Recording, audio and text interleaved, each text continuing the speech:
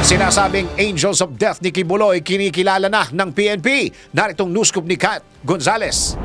Kinumpirma ng Police Provincial Office 11 na mayroon ng mga pangalan ang sinasabing Angels of Death ni Kingdom of Jesus Christ founder Pastor Apollo Kibuloy.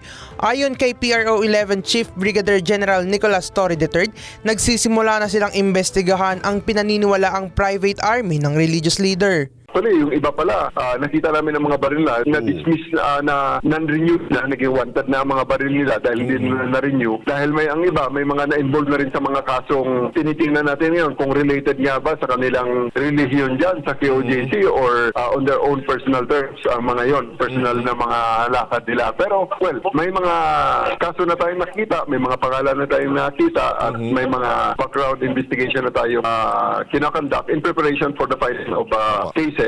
Tiniyak naman ng PNP official na haharapin niya ang anumang kasong isasampa sa kanya kaugnay sa kanilang naging operasyon sa KOJC compound. Yan nga ang dinidepends, that's the very essence of our defense to democracy, na lahat ng tao na gustong magpahayag ng makasalungat man na opinion, ay free silang gawin yon. Expected din natin yan. Kaya nga, beauty of the law.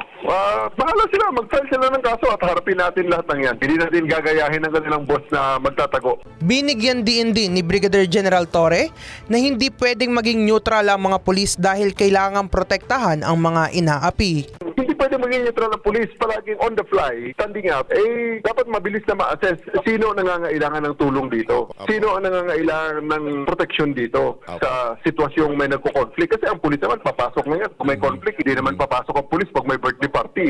Pag nagkaroon ng gulo sa birthday party, yan, papasok ang police. So, una kaagad, sino ang poproteksyonan? Sino ang naaapi dyan? On the fly, ma-assess mo na kaagad yan. Kaya nga may arrest kaagad na gagawin. Tinig ni PRO 11 Chief Brigadier General Nicolas Torre III sa panayam ng DWIZ. At yan ang aking news scoop. Ako si Kat Gonzales, nagbabalita ng tama, naglilingkod ng tama.